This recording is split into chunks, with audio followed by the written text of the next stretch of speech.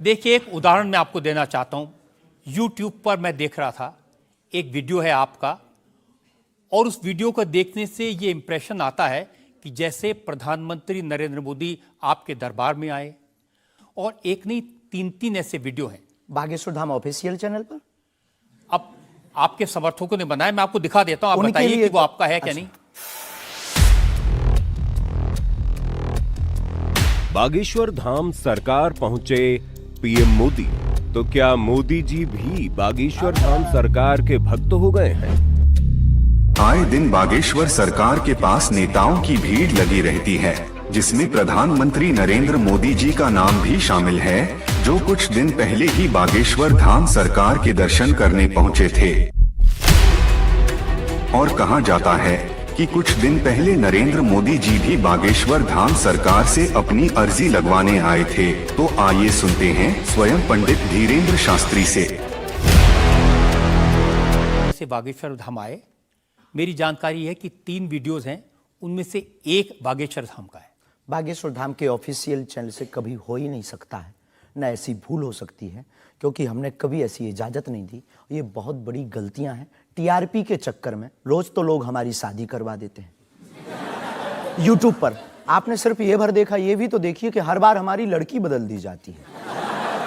Happy birthday कहीं ये कह दिया जाता है। एक ने न्यूज डाली थी, बागेश्वर सरकार 23 तारीख को परिणय सूत्र में बंधेंगे। संतों के फोन आने लगे। तो ये सिर्फ मीडिया पर, चूंकि बागेश्वर धाम बहुत सर्च हो रहा, और हनुमान जी भला सर्च हो क्यों ना। हनुमान जी तो लोगों की श्वास में, ये पवन पुत्र हैं। तो लोग बागेश्वर धाम बालाजी के नाम से सर्च करते हैं। तो लोगों को, जो कुछ यूट्यूब वाले हैं, सब नहीं, कुछ यूट्यूब वाले हैं जो अपनी व्यूअरशिप बढ़ाने के चक्कर में इस प्रकार का कुकृत्य करते हैं, जो दुष्प्रचार है। और बागेश्वर धाम ने इस पर अनेक बार कार्रवाई भी की, उनके खिलाफ नोटिस भी भेजा, और अनेक बार डिस्क्लेमर भी बागेश्वर दरबार में हमने दिया है कि किसी भी प्रकार की भ्रामक जानकारी से बचें। धाम का इस प्रकार से कोई भी लेना देना नहीं है। ये खुद की निजता के साथ वो बेफुजूली के कार्य कर रहे हैं, और बागेश्वर धाम इसके लिए कानूनी कार्रवाई भी करवाएगा। शास्त्री जी, प्रधानमंत्री को लेकर इस तरह की वीडियो बागेश्वर धाम के नाम से जाएं, तो आपको नहीं लगता कि ये भोले भाले लोगों के लिए मिसलीडिंग है? लोग ऐसी बातों पर भरोसा कर लेंगे। धाम से तो हुआ नहीं, कोई कर रहा हो तो खबर नहीं है, पर कर रहा जो, उसके खिलाफ कानूनी कार्रवाई। अगर आपके नाम पे भी कोई कर रहा है तो भी आपको कोई एक्शन लेना चाहिए। आपने कुछ कार्रवाई की है? हाँ, अनेक बार नोटिस भी भिजवाया है,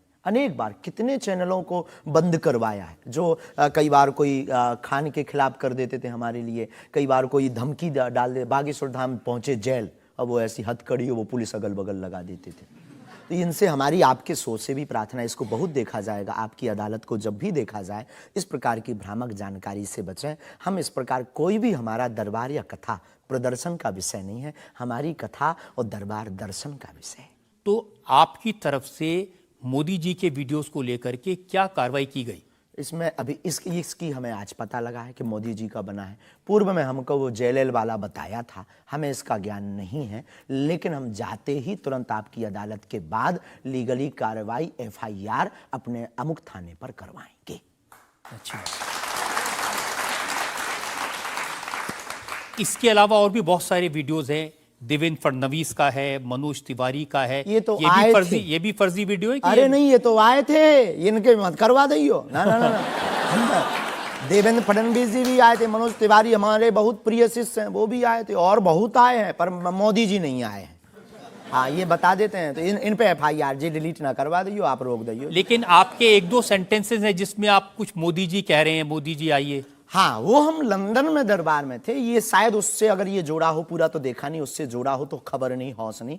मोदी जी वो जहाँ लंदन में राम कथा हम कर रहे थे, तो श्री राम मंदिर के, सनातन मंदिर के जो प्रमुख हैं, वो एक मोदी जी हैं, और वो भी गुजराती हैं।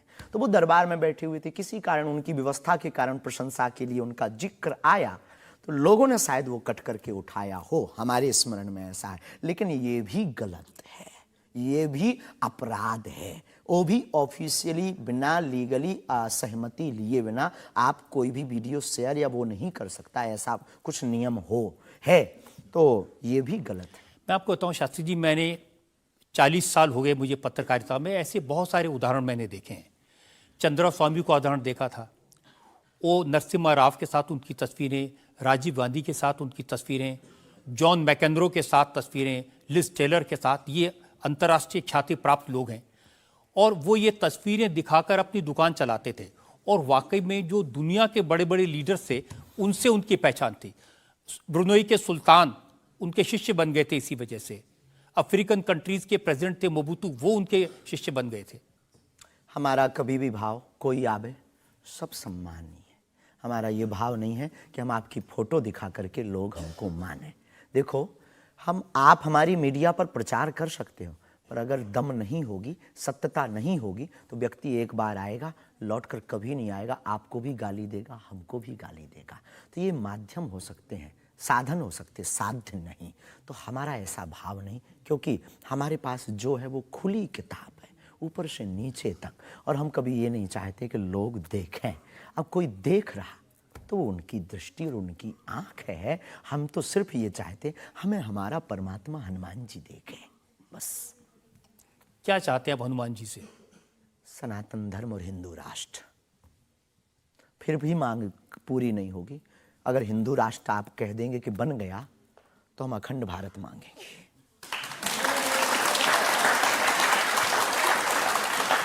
अगर वाकई में आपको भरोसा है कि बजरंगबली ऐसी इच्छाओं को पूरा कर सकते हैं, करते हैं, हमारी तो तो कर रहे हैं। स्केल थोड़ा बढ़ाइए ना, उनसे कहिए कि पुतिन को समझाएं कि यूक्रेन से अपनी सेना वापस ले ले।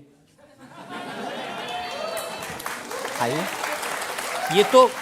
ये तो अंतर्राष्ट्रीय, क्योंकि उससे जो यूक्रेन क्रिश्चियन मुल्क है उनको पता चलेगा कि सनातन धर्म की शक्ति कितनी है। हम अपनी तरफ से प्रतिदिन विश्व में कल्याण हो, विश्व में शांति हो, ये अर्जी लगाते हैं। और हनुमान जी ने रावण को भी समझाया था, मान जा, भगवान है, वापस कर दो जानकी माता को। लेकिन जिसकी आ गई हो, तो हनुमान जी की बातें उसे नहीं भाती हैं। गुरु के नाते हमने भी प्रार्थना की। अब किसी की आ गई, हम जो बताने, हमारे पास लोग आते, महाराज जी हम मर ना जाएं। अब उसको क्या कहें कि जो बता रहा उसे भी मरना है? हद हो गई। तो पागलों जैसी बात करते मेरे पागल। लेकिन हम श्रीमान जी बड़ी विनम्रता पूर्वक कहें कि अगर आपको लगता है तो आपको अर्जी लगाने एक बार बागेश्वर धाम। नहीं, ये अर्जियां लगाने का काम तो आपका है, मेरा नहीं है। और अंतर्राष्ट्रीय विषय पर अब टर्की में इतना बड़ा जलजला आया है, इतना बड़ा भूकंप आया है, हजारों लोग मर गए हैं, तो कुछ आपको अर्जी लगानी चाहिए। बिल्कुल, हमने प्रार्थना तुरंत की।